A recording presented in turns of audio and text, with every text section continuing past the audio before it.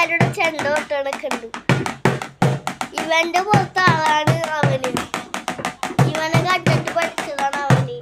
അങ്ങനെ സുഖം കാണിച്ചത് ആ കണ്ടിരിക്കണ നല്ല ഇതല്ലേ ഗൈസ്. അതേ ചെണ്ട കൊട്ടിട്ട് കണ്ട. അപ്പൊ ഗൈസ് അവിടെ അയാളും ചെണ്ട കൊട്ടുണ്ടാവും. ഗൈസ് നല്ല കോമഡിയാണ്. ഞാൻ തൊട്ടൊക്കെ പറയുന്നുണ്ട്.